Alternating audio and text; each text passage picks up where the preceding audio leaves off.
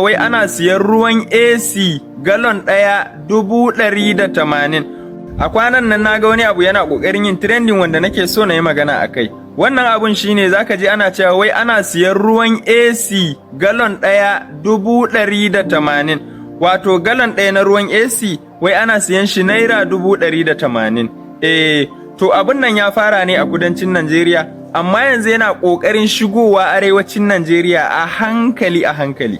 Shi yasa naga ya kamata na wayar wa mutane kai fa, bai kamata a hamagantar da kai ba. Ba wani abin da ake siya wai mai suna ruwan AC, kawai content creation ne, ana ƙoƙari ne kawai a kawo abin da zai kifin na mutane busy su dinga yin shashanci suna ɓata lokaci.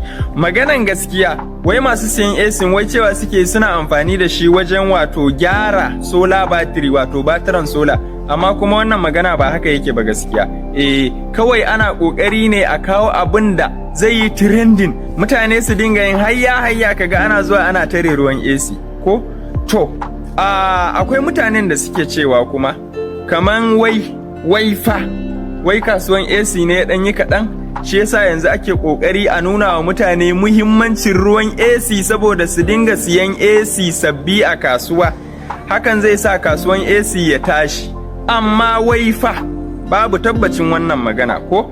To wasu suna tunanin wai hakan ne yasa ake ƙoƙari a nuna wa mutane muhimmancin ruwan AC saboda a je a dinga siyo AC a kasuwanni, farashin AC ya ƙara sama, kasuwan AC ya haɓaka. Sannan kama a kudancin Najeriya har na ji labarin cewa an fara shiga gidajen mutane ana sata AC, wato ana ɓalla AC saboda wai a samo ruwan AC, ka ji fa? Kuma duka fa kawai hayaniya ne.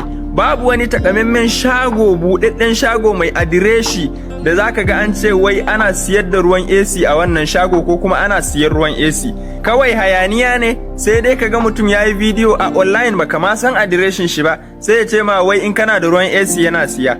Amma me yasa ba su da shago, takamaiman shago, inda kawai za a kai musu ruwan AC a je a siyar musu, ko? To wannan duka kawai ana yi ne saboda a yi kifin na mutane busy hayya kawai. Ana so a sa mutane aikin wahala, ko? Yawwa, sannan akwai masu cewa wai shi ma wai ana amfani da ruwan AC wajen yin asiri. Amma wannan daman duk akwai masu irin tunanin nan ko a wani waje.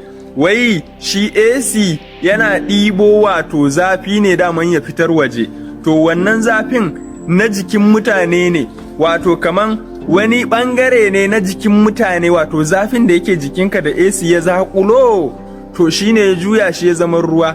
To wai wannan zafin jikin naka za a yi amfani da shi wajen yi maka asiri, wasu suke cewa fa kenan. Amma wannan magana ba ta da muhimmanci, ba ta da ma'ana, ko? Yawwa, sannan idan ka yi browsing na menene amfanin ruwan AC, abin da za a nuna maka shine shi ruwan AC yana amfani da shi wajen goge baranda, wajen flushing na bayan gida, wajen wanke mota, wajen wanke bayan gida, wajen yin duk abubuwa dai da kawai ruwa haka zai yi banda sha da kuma abinci, ko?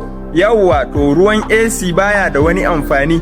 In ma daman kana tarawa ne, to kawai sai dai ka tara saboda ka wanke bayan gida, amma ba wai dan ka je ka siyar da kuɗi ba. Ya kamata mutane su san wannan, kada mutane su ɓata lokacinsu. To wannan shine, Allah ya samu dace, amin summa.